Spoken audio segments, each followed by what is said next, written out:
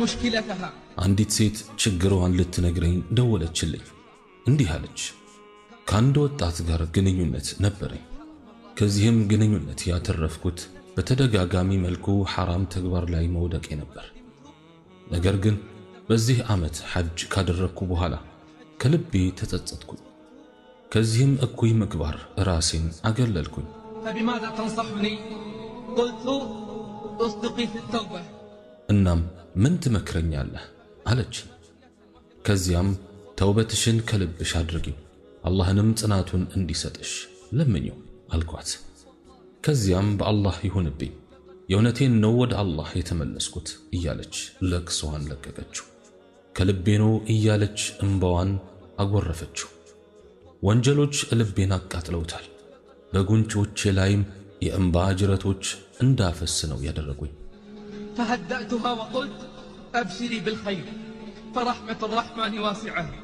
ከዚያም አረጋጋኋትና በመልካም ነገር ሁሉ አብሽሪ፣ ያዛኙ እዝነት ሰፊ ነውና ወደሱም ከልቡ ተጸጽቶ ለተመለሰና መልካም ሥራን ለሠራ ሁሉ ጥፋቱን ይሰርዝለታል አልኳት።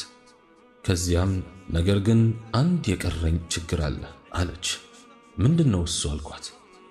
አሁንም አልፎ አልፎ ይደውልልኛል ወይም በሞባይል ስልኬ መልእክት ይልክልኛል።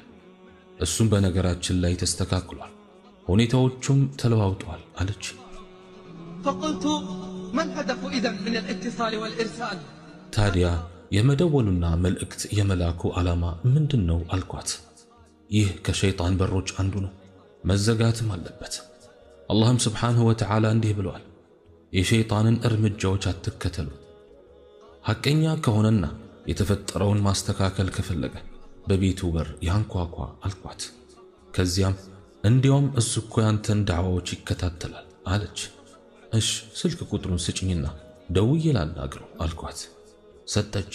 ደወልኩለት፣ ራሴን አስተዋወቅኩት። በጣምም ደስ አለው።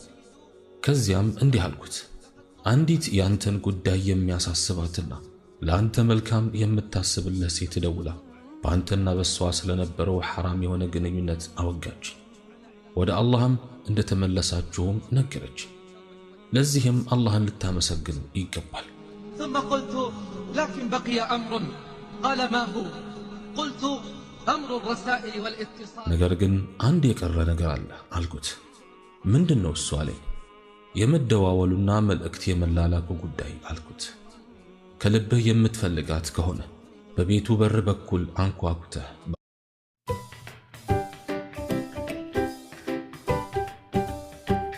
አግባቡ ጠይቃት። كما قال الله وأتوا البيوت من أبوابها. አላህም ስብሓንሁ ወተዓላ ቤቶችንም ከደጃፎቻቸው በኩል ግቡ ብሎ የለ፣ ካልሆነ ግን አቋርጠው የሸይጣንንም በር ዝጋው አልኩት። በመልካም ነገርም ቃል ገባልኝ። ቀናቶች አለፉ። ከዚያም ራሷ ደወለችልኝ። ስለ ሁኔታዋም ጠየቅኳት። በጥሩ ሁኔታ ላይም እንዳለች ነገረችኝ። ثم سألتها عن فلان فقالت لقد انقطعت الرسائل تماما. ከዚያም ስለዚያ ልጅ ጠየቅኳት።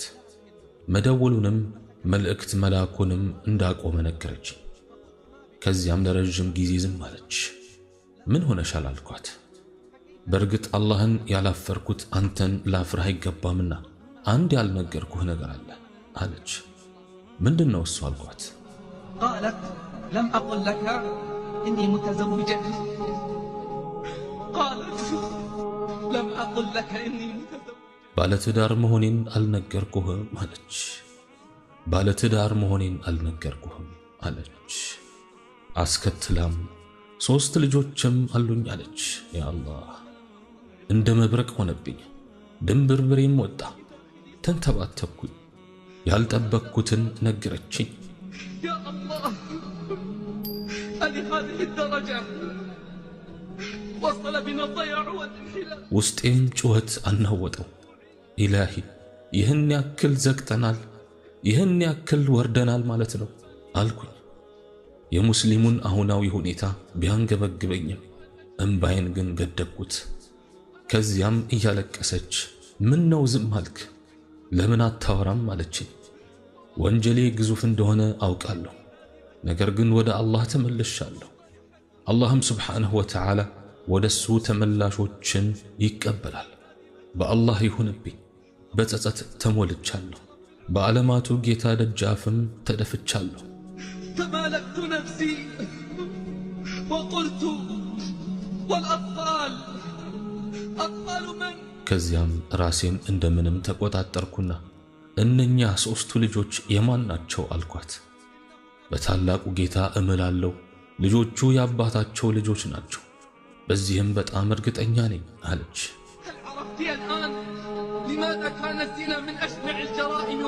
ከዚያም አሁን አወቅሽ ለምን ዝሙት ከከባባድ ወንጀሎች አንዱ እንደሆነ። በሱ ምክንያት ክብር ይገፈፋል፣ ዘርም ይቀላቀላል፣ ይጨመላለቃል።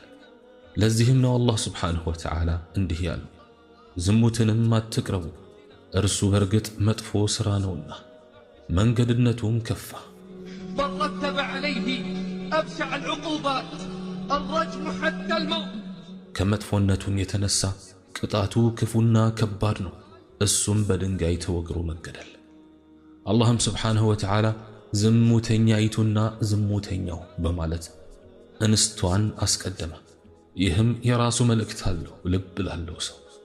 እሷ ራሷን ባታመቻችለት ኑሮ ይህ ሁሉ ባልተፈጠረ ነበር።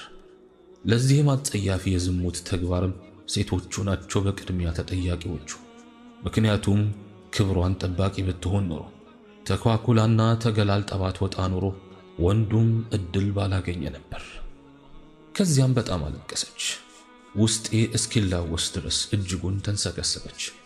ባሌ ባየኝ ቁጥር እርኩስ ክብረ ቢስ እንደሆንኩኝ ይሰማኛል። ሳምሕኒ ወዕፉ ዐኒ ወሁወ ላ የድሪ እሱም ምን እንደሆነ ሳያውቅ ሁሌም ይቅር በለኝ አፉ በለኝ እለዋለሁ። እንዲያውም በርካታ ጊዜያት እውነቱን ልንገረው ወይ እያልኩ ከራሴ ጋር እሟገታለሁ። ከዚያም መለሰልና ራሴን መሰተር እንዳለብኝ ራሴን መልሼ አሳምናለሁ። فمن سترت على نفسها ستر الله عليها ምክንያቱም ራሱን የሰተረ አላህ ይሰትረዋልና።